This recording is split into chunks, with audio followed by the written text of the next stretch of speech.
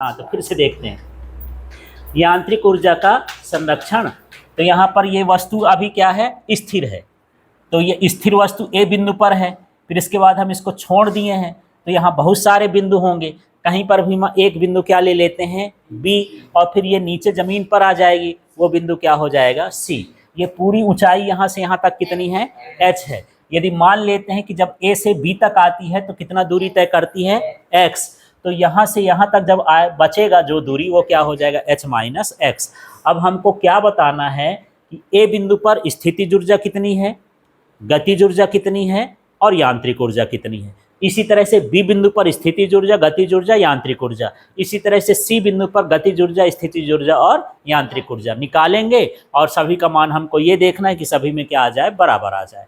तो पहली कंडीशन देखो बिंदु ए पर, तो बिंदु ए पर जो स्थितिज ऊर्जा है वो क्या हो जाएगा, U बराबर mgh, क्योंकि ये यहाँ से ऊंचाई पर है। हाँ, सूत्र ही लिख दिए हैं, तो सूत्र इसमें h है ना, यदि मैं इसको L मान लेता तो mgl लिख देते, ऊंचाई जैसी होगी वैसा।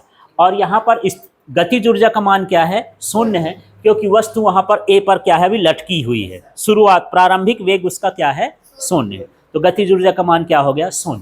अब यहाँ पर मुझे निकालना है कौन सी, यांत्रिक ऊर्जा। तो क्या होता है, k प्लस यू।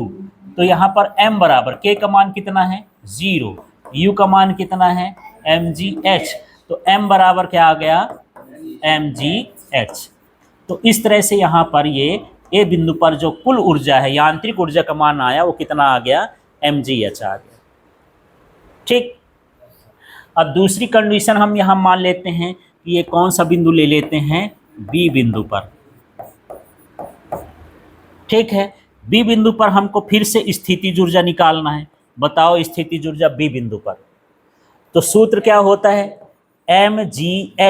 h तो यहाँ से यहाँ तक की दूरी h है क्या, नहीं है, x नहीं है, x तो ऊपर वाले की। यहाँ पर क्या हो जाएगा, h माइनस एक्स। समझ में आ गया। हमको बी बिंदु की बात कर रहे हैं, तो यहाँ से यहाँ तक नापना है। यहाँ से यहाँ तक की नाप कितनी है, h माइनस एक्स है। ठीक, इसका कोठा खोल दो यार, तो u बराबर क्या हो जाएगा, mgh और माइनस mgx। इस तरह से इसका मान आ गया। ठीक, इसका mg का दोनों में गुणा हो गया। इसके बाद ये स्थितिज ऊर्जा निकल आई। अब हमको क्या निकालना है, गतिज ऊर्जा। अब गतिज ऊर्जा इस बार वेग का मान 0 नहीं है, तो हम सबसे पहले यहाँ पर गति का तृतीय समीकरण निकालेंगे, उसका वेग निकालेंगे, फिर वेग का मान हम उसको में रखेंगे।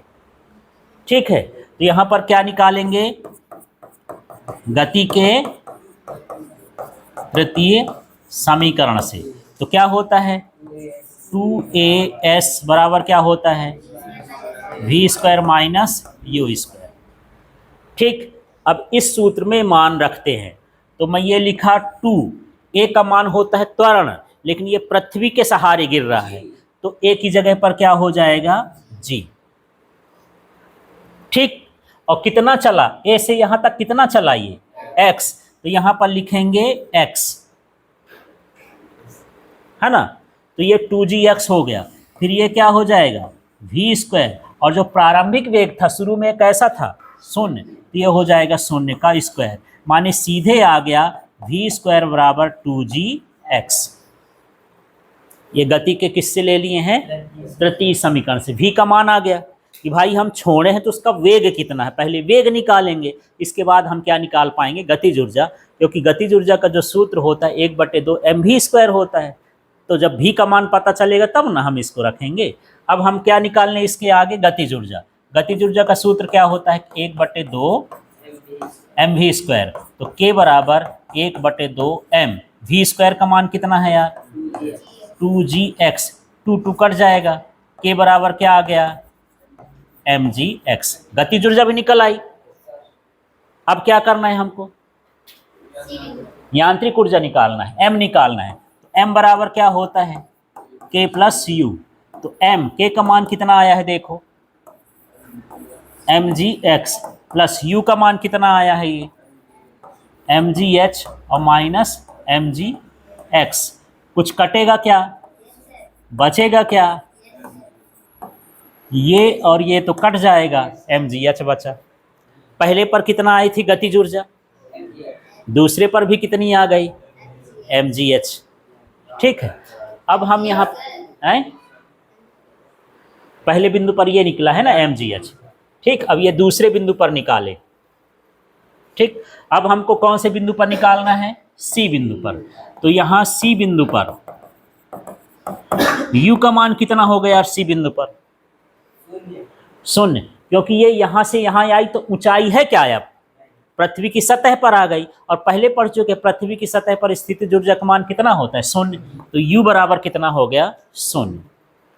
ठीक, फिर से हमको क्या निकालना है, गति का तृतीय समीकरण निकालना है। तो V का मान निकलेगा, फिर हमको क्या निकालना है, उसका गतिज ऊर्जा। तो यहाँ पर किसके, गति के तृतीय समीकरण से क्या होता है यार, 2s = v² माइनस u²।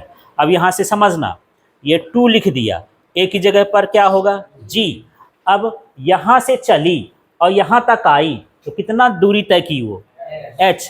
पिछली बार यहाँ से यहाँ तक आई थे तो हम क्या लिखे थे, x। इस बार यहाँ से लेकर के जमीन तक पहुँच गई, c तक, h माइनस एक्स क्यों आएगा, यहाँ से चली और यहाँ तक पहुँची, सीधे क्या आ जाएगा, h।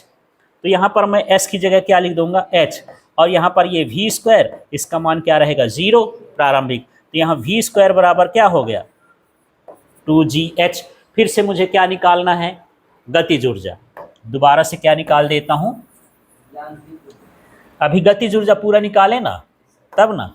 तो k बराबर क्या हो जाएगा, 1/2 mv², फिर k बराबर 1/2 mv² का मान कितना है, हाँ, तो यहाँ बगल में लिख देंगे 2gh। v² का मान 2 कैंसिल कर दिए, कितना आ गया, mgh।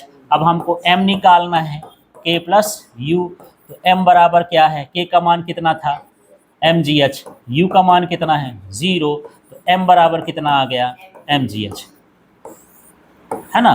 तो प्रत्येक बिंदु पर जो यांत्रिक ऊर्जा का मान है वो एक जैसे आता है, mgh mgh mgh। इसका मतलब ये है कि जो यांत्रिक ऊर्जा होती है वह प्रत्येक बिंदु पर क्या होती है, संरक्षित होती है।